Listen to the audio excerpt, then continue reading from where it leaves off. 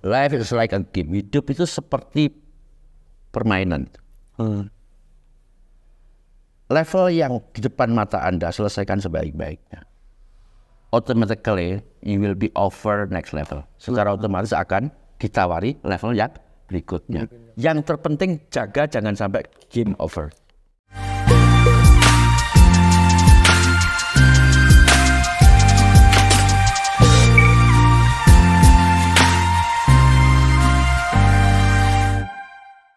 Assalamualaikum warahmatullahi wabarakatuh. Waalaikumsalam warahmatullahi wabarakatuh. Selamat datang di Tugu Inspirasi, membincang inspirasi dengan orang-orang hebat. Kali ini kita bersama Bapak Dr. Sa'ban Rosindi, MSI. Beliau adalah cendekiawan, akademisi, dan juga seniman. Banyaklah titelnya beliau. Kali ini kita akan membincang banyak hal, diantaranya soal ini bagaimana kita merawat dan memelihara ketabahan. Nah, ketabahan dan ketabahan lah, karena beliau ini punya anak namanya Mas Gilang Afif Lazuardi. Mas Gilang Afif Lazuardi. Beliau difabel ya, mikro Cipali Pak ya, Cipali. Nah, tapi sebelum membahas lebih lanjut soal bagaimana sih merawat anak difabel itu, kita ingin flashback ke umur ketika Pak Sa'ban umur 25 tahun. Nah, ketika beliau menikah dengan istrinya, siapa nama istrinya? Rofikoh. Ya, Mbak Rofikoh. Lengkapnya Dr. Haja Rofikoh. Beliau adalah psikolog Pak ya, psikolog, konselor, ahli konseling. Ahli konseling. Nah, mungkin cerita soal itu aja Pak. Dulu kan katanya waktu menikah belum lulus kuliah. Nah, itu gimana ceritanya Pak? Ya begini, jadi saya ini agak senang belajar filsafat, terutama filsafat berpikir ya, atau logika. Nah, saya menemukan sebuah kaidah bahwa kebaikan itu dengan kebaikan yang lain senantiasa berjalan seiring. Bagi saya, menikah itu baik, belajar itu baik, berkarya itu juga baik. Oleh karena itu tidak boleh dipertentangkan. Itulah kenapa umur 25 mengikuti Pak Rasul saya menikah. Istri saya masih umur berapa saya lupa, tapi masih semester ke-5. Itu saya menikah. Sama-sama di UM ya? Iya, sama-sama di Malang waktu itu, di Malang. Dengan keyakinan bahwa saya akan memastikan bahwa studinya tuntas, karirnya terbaik, ibadahnya juga sesuai dengan rukun Islam. Siap. Dan ekonomi juga begitu. Karena saya yakin betul menikah itu baik, bekerja itu baik, studi itu juga baik. Tidak boleh dipertentangkan. Belum selesai studi saya menikah, tapi saya bekerja. Itu. Jadi saya menikah tepat umur 25 tahun. Dan punya anak umur berapa Pak? Ya sekitar 6 tahun kemudian punya anak itu. Nah, terus anaknya difabel itu gimana terasanya ketika udah umur berapa tahun Pak? Riwayat anak ini lahir itu normal walaupun sungsang sebetulnya, letak sungsang, kemudian kena ISPA, infeksi saluran pernafasan, kemudian sehingga dia di rumah sakit. Bahkan kami itu beberapa bulan terus melihat dia itu hanya dari ruang kaca. Itu, dan kemudian selang 6 bulan kemudian sudah bisa dibawa pulang ya, itu sehingga akte kelahirannya juga terlambat. Karena apa? Ya karena kan pulangnya terlambat. Itu. Terus setelah itu yang mungkin perlu diketahui oleh teman-teman, itu tanda dari anak mikrocepali itu adalah ubun-ubunnya itu mengeras lebih awal. Nah, ubun-ubun mengeras lebih awal itu artinya rongga otak ya, itu menjadi tidak memberi kesempatan sel neurologis untuk berkembang.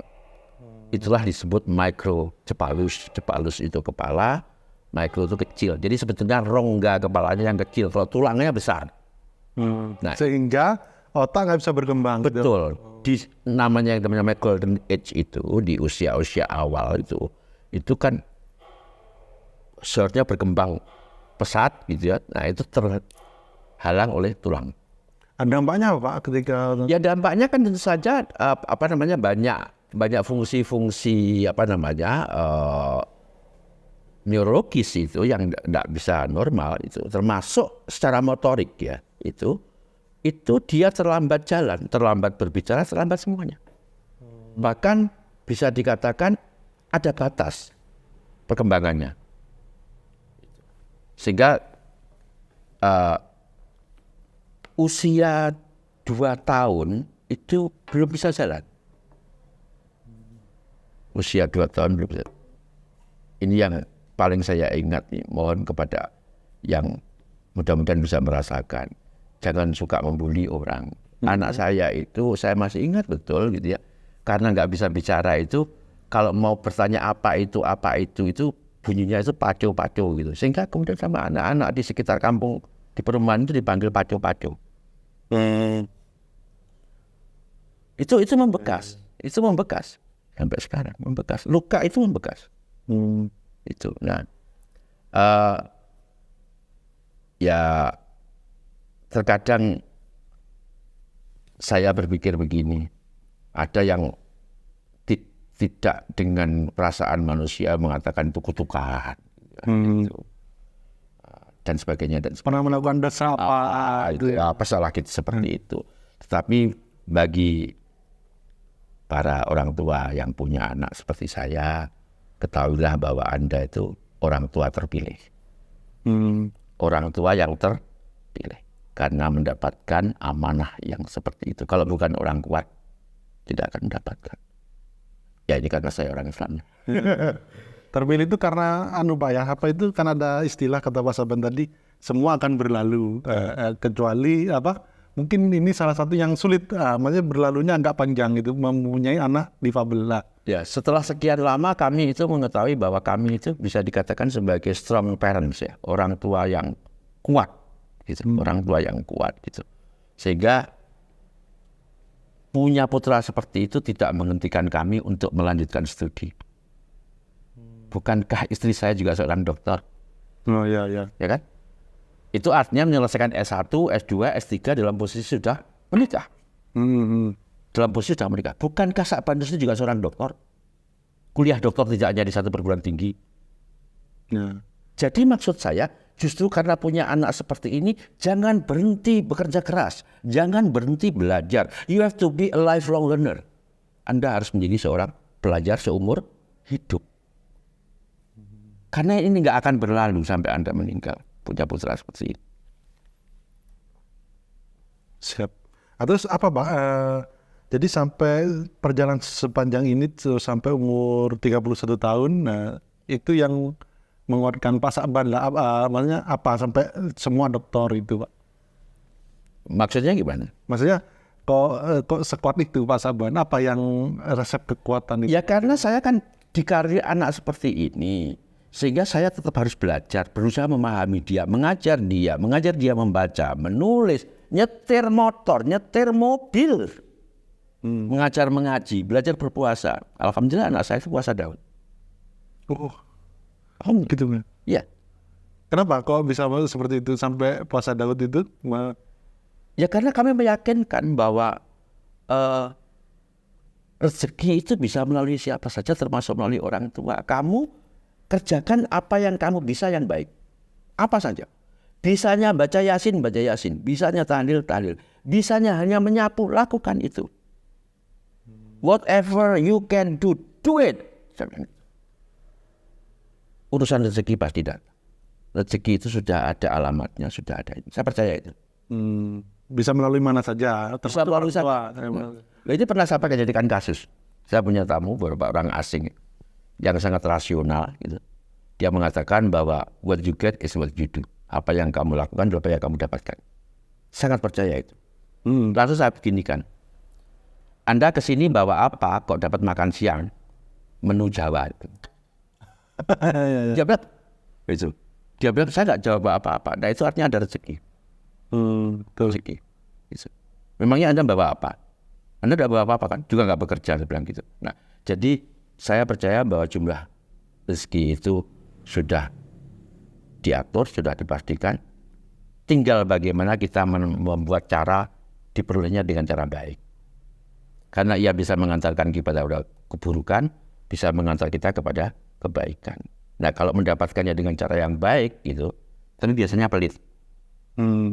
Ya, yang suka berderma banyak itu biasanya cari duitnya juga gampang. Iya. Tapi kalau setiap rupiahnya melalui peluh yang keluar itu pasti Biasanya. berpikir ulang. Jadi saya melihat bahwa apa yang kami capai selama ini, walaupun nggak pernah pengen punya cita-cita kaya, nggak pernah, itu adalah yang diberikan oleh Allah melalui saya, melalui istri saya. Siap. Nah, apa Pak yang kekhawatiran ketika mempunyai anak difabel? Mungkin kekhawatiran orang tua lain di sana itu apa Pak? Yang kekhawatiran paling besar lah?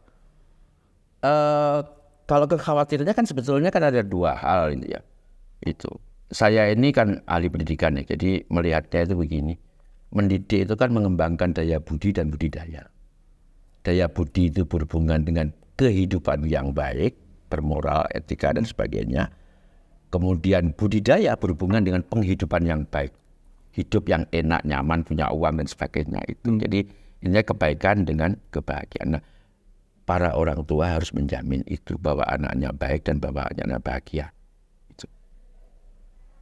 Nah, oleh karena itu kalau dilihat di sini banyak foto-foto dia di luar negeri kan, karena itu saja keliling dunia. Udah berapa negara kira-kira Pak? Ya kalau 7-8 aja ya ada gitu. Iya, karena hampir setiap semester kami liburan itu bertiga, nggak pernah jarang pakai guide itu nggak pernah. Ya kami bertiga aja. Because I speak English. Gitu ya. Dan itu Pak ya, itu kan kalau ke luar negeri kan sulit itu Pak. Itu gimana melatihnya itu Pak? Ada cerita khusus ini, Mas. Saya pernah satu rombongan dengan para dosen.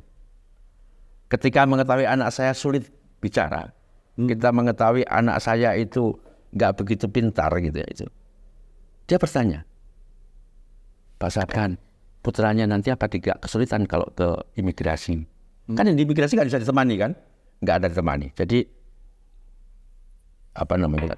Mas tanya aja dia sudah ganti paspor berapa kali? Kemudian sama dia tanya, kemudian dijawab bahwa saya sudah ini paspor yang kedua atau ketiga. Itu artinya bahwa dia sudah sering ke luar negeri dan no problem. Dan itu membuat ia mendapatkan sesuatu yang penting. Apa itu? Kebiasaan untuk menghadapi situasi yang asing. Jadi orang itu kalau kemana-mana yang kita nggak kenal, nggak ini, itu kan akhirnya punya kebiasaan, gitu ya, we can handle something strange. Kita bisa menangani sesuatu apapun yang asing.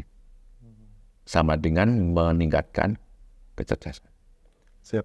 Nah kalau di sehari-hari Pak selama 31 tahun itu yang paling menantang bagi Pak Sabdan dan istri ketika apa Pak? Dan dia itu dilatih apa saja sama Pak Sabdan untuk menghadapi kehidupan lah? Yang pertama, anak seperti ini memang hanya bisa dibiasakan. Ya, itu. Kan ada tingkatannya, ada yang educable, ada yang trainable. Ya, itu. Yang ini hanya bisa dihabituasi, hanya dibiasakan. Jadi kalau kita ingin menjadikan ia pinter, hati-hati, Anda akan putus asa sendiri. Ada dalil mengatakan bahwa rising expectation will result in rising frustration. Saya pernah punya harapan besar kepada anak ini, tapi kan tetap tidak bisa. Itu akhirnya marah-marah sendiri. Jadi kita akhirnya udah mentoknya dia segini, ya Anda udah dimentoknya ini kemudian dimanfaatkan. Jadi akhirnya sekarang itu ya apa yang dia bisa lakukan, lakukan. Tapi yang penting membiasakan. Dan itu lucunya itu saya ini nggak pernah lagi misalnya menutup pintu kecuali keadaan khusus. Karena dia sudah terbiasa bahwa malam jam berapapun dia yang bertugas menutup pintu. Dia yang bertugas ini. Itu kebiasaan yang berhasil ya. Termasuk puasa, mengaji, puasa, sholat. Puasa Daud itu termasuk. Iya, tahajud, malam bangun, terus kemudian duha. Jadi kalau ibadahnya Oh, melebihi orang lain dia. kalah orang. Bapaknya ini kalah. Kalau ibadahnya ya walaupun dia tidak pintar gitu ya, tapi apa namanya istiqomahnya ini kalah. Saya kalah. Kelebihannya di kebiasaan itu Pak ya. Betul ya. Jadi saya berpesan kepada teman-teman itu dibiasakan dan yang sudah bisa itu diminta untuk melakukan. Apapun kebiasaan yang baik diminta untuk melakukan ibadah. Siap. Nah untuk katanya Pak Saban juga sudah merancang masa depan untuk anaknya. Jadi anak satu-satunya ya, Iya. kebetulan. Jadi Gimana Pak? Jadi begini, tadi kan saya sebut bahwa saya sering mengutip pernyataan bahwa kau boleh gagal dalam apapun bidang kehidupan atau ranah kehidupan, kecuali dalam kebaikan dan kebahagiaan. Catatannya bahwa ini dan. Apa artinya? Artinya tidak boleh pilih salah satu. Kebahagiaan, kesenangan, kenikmatan harus sejalan dengan kebaikan. Nah, itu akhirnya kan kemudian saya punya kewajiban mengembangkan dua hal. Satu, budidaya. Dua, daya budi. Budidaya berhubungan dengan bagaimana saya pernah punya kolam, pernah punya ini gitu ya, untuk mendapatkan penghidupan yang baik, penghasilan dan sebagainya. Dan yang kedua adalah berhubungan dengan kebiasaan beribadah, itu kan kebaikan. Nah, oleh karena itu, karena ini sudah dewasa dan rupanya belum terlalu dipikirkan oleh pemerintah. Pemerintahnya sibuk dengan yang lain. Sehingga nggak pernah membahas soal bagaimana anak-anak yang sudah dewasa ini. Sekolah banyak aja. Sekolah sudah ya. Iya kan anak-anak itu Inklusi, sekolah inklusi. sekolah inklusi lah, sekolah SLB itu kan sudah banyak. Tapi coba di mana kaum dewasa yang berkebutuhan khusus sekarang? Dewasa loh ya, nggak ada. Sanggar nggak ada, tempat berkarya nggak ada, perusahaan nggak ada. Ya akhirnya saya sebagai orang tua yang harus mikir sendiri. Akhirnya sekarang ya saya persiapkan dia harus menjadi owner. Nah kalau orang tuanya ini kan pintar, jadi bisa mencari uang dengan cara bekerja kepada orang lain. Dan dia kan tidak bisa. Nah, dia stres nanti kalau bekerja, dibentai terus karena nggak pernah produktif. Ya kan? Ya. Saya yang sakit hati nanti. Nah, sehingga akhirnya sekarang, ya alhamdulillah baru saja saya beli rumah kecil di sini, gitu. Dan nanti rumah besar ini untuk ya bisnis lah. Yang penting dia kan semua kebutuhannya sudah berusaha saya cukupi di awal. Berekreasi sudah, haji tinggal menunggu panggilan. Jadi intinya semua kebutuhan dasar sudah saya penuhi. Ya. Jadi saya selalu kautkan dia, nak, kamu memang tidak pintar, tetapi kamu kaya. Mobilmu banyak, tanahmu banyak. Nah, nanti pelan-pelan dikonversi, ada tempat tinggal yang biasa-biasa saja, kemudian dia harus punya sumber penghasilan untuk menjamin penghidupan yang baik. Kalau kehidupan yang baik, insya Allah tadi kan sudah kehidupan yang baik, yang bermoral, yang ini. Tapi istimewa. Tahu istimewanya anak-anak seperti ini? Tidak pernah punya niat jahat. Itu. Jadi kalau dia menyakiti Anda itu karena dia tidak ngerti, bukan karena ingin menyakiti. Sedangkan orang normal, Wah, jahat itu. banyak niat jahat. Dan tidak pernah punya dendam. Bayangkan ya, gitu. Dia itu kan kalau WA orang nggak dibalas itu tidak marah. Orang tuanya yang marah. Gak dibalas karena sulit dibaca mungkin Pak, atau gimana Pak? Bukan. Ya karena dianggap tidak penting. Kan ini tidak penting. Omongannya kepada apa kabar, bagaimana ini kan gitu nggak penting. Jadi dianggap tidak penting. Anak-anak seperti ini kalau WA, gitu, itu mohon orang-orang tua kalau katanya pengen menyenangkan anak-anak seperti ini, walaupun tidak penting, balaslah. Itu sudah sangat membahagiakan karena kebutuhan sosialnya sangat tinggi. Itu. Nah, sehingga harapan saya ke depan selain menyiapkan, mudah-mudahan pemerintah bisa memikirkan ini, karena ini termasuk yang jelas. Prinsip membangun itu kan putting the last first, menempatkan yang paling tertinggal, mendapatkan bantuan pertama kali. Ini anak ini tidak bisa bekerja, nggak bisa menghasilkan uang, tapi kalau BPJS telat nggak bisa dapat layanan kesehatan. Itu masalah. Jadi negara belum menjamin itu. Oleh karena itu orang tuanya tetap harus memikirkan. Termasuk dengan tadi itu. Karena nggak mungkin bekerja ke orang lain, nggak mungkin memanage sendiri, yang paling aman properti. Untuk disewakan, bukan untuk dijual. Siap. Nah itu kan kebetulan ya, Gilang ini orang tuanya kaya lah ya. Kebetulan Pak Sa'ban kan banyak mungkin difabel lain yang orang tuanya biasa-biasa, yang bahkan ada yang gak mampu. Nah, itu harusnya pemerintah hadirnya di mana Pak? Harusnya Pak? Seharusnya pemerintah itu punya semacam perusahaan yang bisa menghasilkan dan berasal dari dana abadi untuk anak-anak ini. Ingat, pemerintah harus menjamin penghidupan dan kehidupannya. Jadi sehingga mereka bisa Pasti miskin kok dia. Bukankah fakir miskin harus di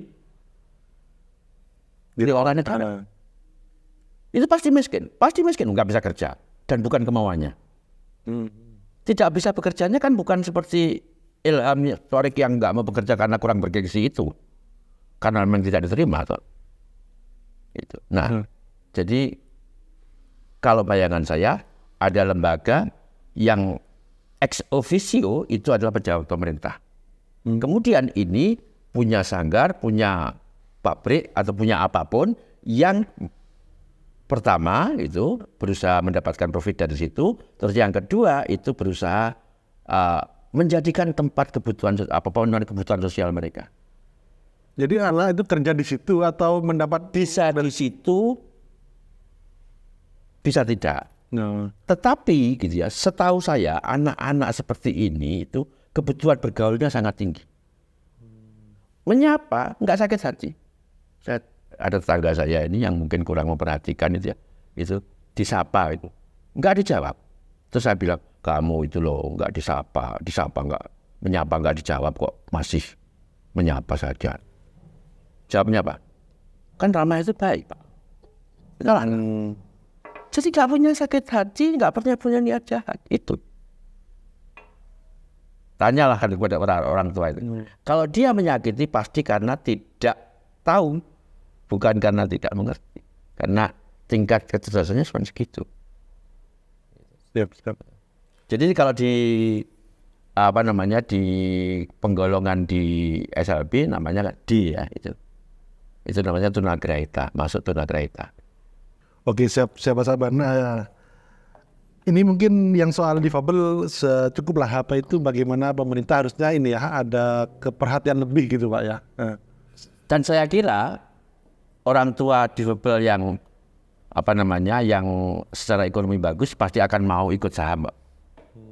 Saya Pak mau, seadanya misalnya punya BUMD gitu ya itu, terus kemudian saya diminta untuk menjadi menginfakkan atau itu ke situ pasti mau.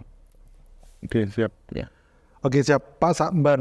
Selanjutnya kita bahas soal Pak Sa'ban ini siapa sih? Nah, itu Pak Sa'ban kan banyak titelnya, budaya, seniman, cendekiawan, akademisi, dosen juga. Nah, itu lebih suka Pak Sa'ban itu dipanggilnya siapa Pak? Dapat julukan apalah? Ya terserah panggungnya kalau saya. Karena saya kira saya memenuhi beberapa hal berkenaan dengan itu. Sebagai seniman saya melukis walaupun tidak saya jual karena memang seniman bukan komersial.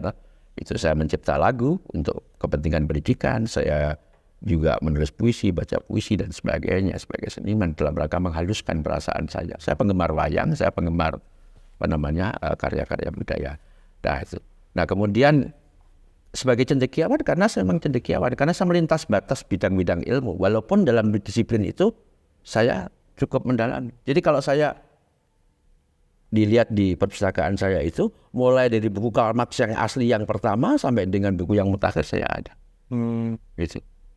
Jadi sebagai akademisi saya berusaha tuntas. Saya master di bidang saya. Nah, di bidang apa itu Pak? Di bidang pendidikan, pendidikan luar sekolah?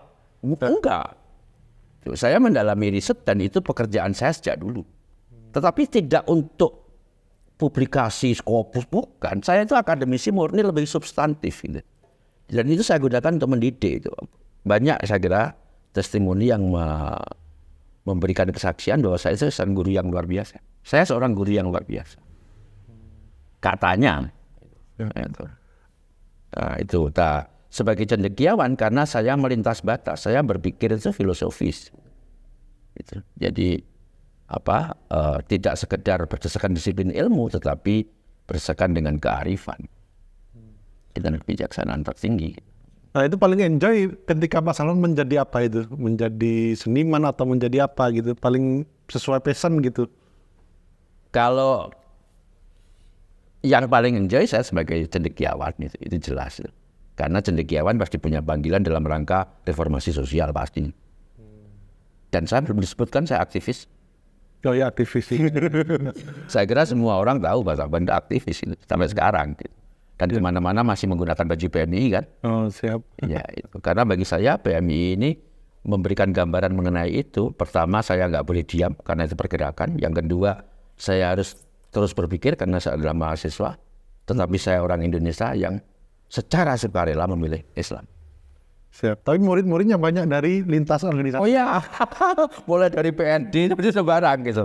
Dan gini, kalau dalam pengkaderan saya hanya mengkader PNI. Tapi kalau dalam rangka keilmuan, dalam rangka kecendekiaan, saya bapak dari semua anak. Ya. Siap. Dan tidak hanya NU, saya bukan orang NU tadinya. Tadinya. Jadi saya ini menjadi NU karena ikut PMII itu. Oh, siap. Kalau sekarang Pak, sekarang NU sudah ya? Oh, saya punya Kartanu. Iya, saya NU, saya PMI, saya NU itu. Jadi agak berbeda di keluarga saya itu ada yang Muhammadiyah, ada yang NU gitu. Nah, saya yang secara sadar memilih itu. Padahal sekolah saya di Muhammadiyah.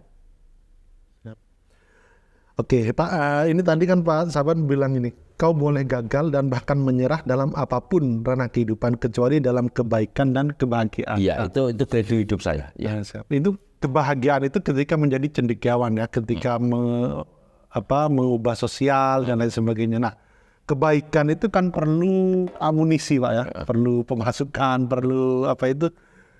Itu kalau Pak Saban banyak mendapatkan uangnya untuk kebahagiaan itu dari mana Pak? Dari kerja-kerja yang saya kira sejak awal saya selalu kemukakan bahwa saya membagi hidup saya itu 60% itu untuk sosial.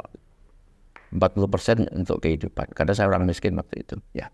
Itu sehingga masih agak ada yang menyebutnya hanya 10% gitu ya itu. Tapi kalau saya enggak 40-60. 40-60. Itu karena saya selalu menasihatkan begini, be the first. Since if you are not the first, you should be the best. Jadilah yang pertama, sebab kalau kau bukan yang pertama harus yang terbaik. Nah, sudah datangnya belakangan jelek lagi, kan nggak laku. Nah, karena menjadi yang pertama itu bisa dicatat ini, jualan saya tidak ada pesaingnya. apa Pak ini loh? Apa itu? Macam-macam. Tetapi bahwa saya adalah seorang analis iya. Jadi kalau ada yang meminta baik lembaga maupun perseorangan gitu ya itu meminta dibuatkan analisis gitu ya itu saya akan melakukan analisis dengan baik. Dan itu bukan hal-hal kecil gitu. Tapi nggak boleh saya kemukakan. Analisis di bidang bisnis, di bidang banyak hal ya. Bisnis saya pernah menjadi peneliti untuk Bank Jatim. Itu waktu Bank Jatim mau perluasan dari apakah menggunakan unit atau menggunakan ATM waktu itu gitu ya diminta itu. Itu kemudian saya membuat penelitian kan mesin pencetak uang terbesar ketika itu kan BRI lah dengan menggunakan unit. Tetapi karena saya melihat ke depan itu harus pada teknologi gitu ya itu dan orang mobilitas semakin tinggi sehingga kemudian saya sarankan segera jangan memperbanyak unit tetapi ATM. Itu tahun berapa saya lupa. Dan itu dilakukan sekarang Pak ya? Sekarang enggak. Sekarang lebih banyak di bidang-bidang riset strategis. Dan ada lembaga. Oke, siapa? Nah Pak, ini bagi anak muda yang ingin sukses seperti Pak Saban, itu apa Pak yang perlu anak muda itu perlu melengkapi apa Pak? Jadi pengetahuan apa atau sikap apa gitu Pak? Gimana Pak? Hidup itu nggak ada hubungannya dengan cita-cita. Life is like a game. Hidup itu seperti permainan. Level yang di depan mata Anda selesaikan sebaik-baiknya. Automatically you will be offer next level. Secara otomatis akan ditawari level yang berikutnya. Yang terpenting jaga jangan sampai game over. Game over itu gimana maksudnya? Ya pedot di tengah jalan karena tugasnya nggak tuntas. Jadi saya punya prinsip dari guru saya namanya Profesor Sudomo, itu asisten Menteri Kokesra, yang membawa saya ke Jakarta sampai dengan saya menjadi peneliti di UNDP itu pantang tolak tugas, pantang tugas tak tuntas. Itu yang Kayak militer ya. itu yang membuat Pak Saban selalu naik kelas semua terus ya Ajan belajar. dan belajar. Saya ini kan terkontaminasi oleh pemikir-pemikir kritis ya, mulai dari Van Illich, Karl Marx ya, kemudian Popper dan sampai dengan Paulo Freire dan sebagainya. Saya kan pelajar itu. Sehingga saya ini selikan bersifat substantif. Saya sampai hari ini nggak pernah mengurus kepangkatan dosen saya. Agak sama dengan teman saya, guru saya, Daniel Sparingka. Siap. Jadi saya lebih substantif, belajarnya, bukan gelarnya, bukan formalnya. Ya siap. Tapi meskipun pemikiran dari banyak aliran ya, tapi kayaknya Pak Saban juga sebagai seorang beragama itu khusyuk juga gitu ya, kira-kira tahan juga kira-kira gitu Pak. Gimana Pak itu Pak? Bapak saya itu kan naib. Bapak saya itu naib. Saya di pesantren, sekolahnya di Muhammadiyah. Jadi saya kan nyantri, gitu. Jadi ya saya biasa menggunakan idiom-idiom. Buku saya kan buat pesantren. Kalau saya mengutip di hadapan teman-teman bahasa Inggris itu, saya pakai bahasa Arab. Kalau di hadapan teman-teman bahasa Arab, saya pakai bahasa Inggris. Misalnya gitu, gini loh, kita itu kan sudah ada pedoman ya, bagaimana berhubungan dengan teman yang seagama dan teman yang berlainan agama. Pedomannya apa gitu ya? Wa ta'awanu 'alal birri wat taqwa, wa ta'awanu lan padha tulung-tulungannya sira kabeh ya. Itu 'alal birri wat taqwa. Jadi dalam kebaikan dan dalam ketakwaan. Lek padha Islame ya ngaji bareng, gawe got bareng. Kalau lain agama ya kan kebaikannya. Jadi saya bisa kemukakan bahwa we have a shared field from other religions. Jadi saya bisa memadukan itu dalam satu ini. Karena puncak logika ternyata sama. Puncak etika itu sama.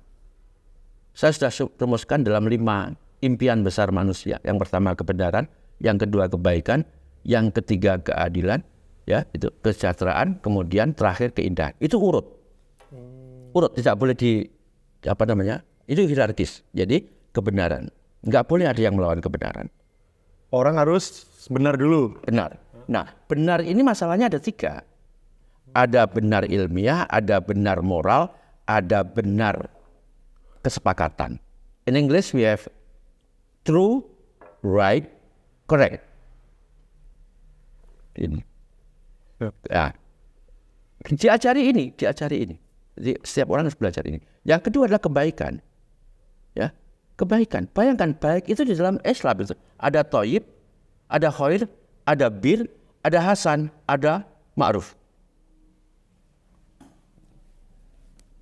Ya, terus kemudian sering dipertentangkan.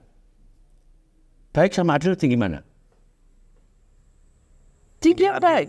Tinggian baik. Loh, tinggian baik. Masa kamu mau ke sini saya terima dengan sikap adil? Kan pasti berharap dengan sifat baik. Kamu tidak bawa apa-apa tapi tidak terbui kopi. Nanti kalau menghadap Tuhan, ya, berharaplah diterima dengan sifat baik Allah, bukan dengan sifat adil. Karena sebesar zarah dosamu akan dihukum. Itu adil. Karena adil itu kan Kalau adil capek Pak. Iya, karena iyalah.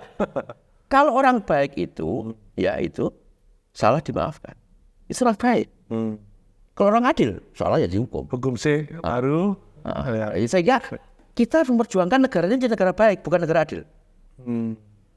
Lek adil, kamu nggak ngasih apa-apa, nggak dapat apa-apa. Kan gitu kan? Nah, terus di bawahnya adil itu kesejahteraan. Ini urut. Jadi nggak boleh misalnya yang penting kesejahteraan, bukan adil, salah. Kita berdua jalan-jalan gitu. Sama-sama laparnya nggak ada persoalan. Sama-sama dapat separuh rotinya itu enggak masalah. Tapi kalau kamu dapat utuh, saya enggak dapat, itu jadi masalah. That is why justice is higher than welfare. Itulah kenapa keadilan itu yang menjadikan bangsa ini bagus, bukan kesejahteraan. Bukan kesejahteraan. Nah, di bawahnya itu baru kemudian keindahan. Nah, ini nata kota. Mikirnya keindahan, bukan kesejahteraan. Indahnya dipoles tapi nggak ada kesejahteraan itu ya Seindah apapun kalau kamu lapar itu dicuili. Saya sering kemukakan di debat wali kota, saya bilang bahwa kota-kota harus memperlakukan kaum miskin dan kemiskinan dengan konstruktif. Sebab kalau tidak, maka kemiskinan akan memperlakukan kota dengan destruktif. Itu yang bilang bukan saya, McNamara, Direktur Utama Bank Dunia. Katakan bahwa the city should treat the poverty constructively. Itu. Kalau tidak, itu, the poverty will treat the city destructively. Jadi kesejahteraan dulu, jangan keindahan kota. Jamin dulu kebutuhan pokoknya, kebutuhan dasarnya itu. Nah di sini, di kawasan Rogowaru, mudah-mudahan calon wali kota bisa mendengarkan itu. Betapa timpangnya antara kawasan di Kedung Gandang ini dengan kawasan sekitar sana. Ya memang yang bayar pajak banyak sana, tapi di sini kan juga perlu dikembangkan. Bukankah kita ingin pemerintah yang baik, bukan adil? Yep. Nah, itu hampir sama dengan ini ya, teori Maslow itu Pak ya. Tapi ini lebih umum kalau kita lihat ya. Enggak, kalau teori Maslow kan teori kebutuhan kan, gitu. Yang paling tinggi kan aktualisasi diri. Kalau ini kan nilai-nilai filsafat. Jadi kerinduan kita akan kebenaran melahirkan cabang filsafat namanya logika. Kebenaran ini. Kerinduan kita akan kebaikan melahirkan cabang filsafat namanya etika. Ya kan? Ethics itu kan talk about goodness lah. Ya. Kerinduan kita akan keadilan melahirkan politika. Politik itu ranahnya keadilan. Nah kalau kekuasaan digunakan untuk memastikan tercapainya keadilan. Kerinduan kita akan kesejahteraan melahirkan Adam Smith dengan ekonomika. Dan kerinduan kita, kecintaan kita akan keindahan melahirkan estetika. Logic, etik, politics, ya, economics, terakhir estetics. Tidak boleh demi keindahan tubuhmu kamu melawan hukum-hukum kesehatan. Itu kan sejujuran olahraga kan saya. Enggak boleh gitu. Jadi semua harus seimbang sesuai porsinya Pak. Iya. Oke siap, ini kayaknya sudah panjang obrolan kita dengan Pak Sambanso yang kalau kita bilang itu seperti elang terbang kemana-mana menembus sekat. Iya, saya memang iya. Gitu. Disiplin ilmu, disiplin bidang gitu ya. Oke siap. Oke Pak, mungkin closing statement terakhir lah Pak untuk anak-anak muda yang sedang berjuang, katanya tadi menyelesaikan step demi step dalam kehidupannya. Terakhirlah untuk dari Pak Samban. Saya hanya berpesan tentang menjadi terpelajar saja. Siapapun yang menyebut dirinya terpelajar, perhatikan kata-kata ini. Terpelajar berarti cermat mengindra. Gunakan keenam indramu. Indra kita itu 6. Karena saya memisahkan antara indra perabaan dengan penyuhuan. Meraba itu tekstur, menyuhu itu panas. Ya, sehingga manusia itu punya 6 indra, bukan 5, bukan panca indra. Cermat mengindra, lurus bernalar, belajarlah logika. Belajarlah logika. Filsafat terutama logika. Karena itu membantu Anda mengambil keputusan dengan benar dan bertanggung jawab. Dan yang terakhir adalah jernih berbahasa. Mengemukakan segala perasaan, segala pikiran dengan kalimat yang tepat dan jernih. Saya simpulkan menjadi terpelajar berarti cermat mengindra, lurus bernalar, jernih berbahasa. Udah, itu bisa dipakai untuk modal. Oke, siap.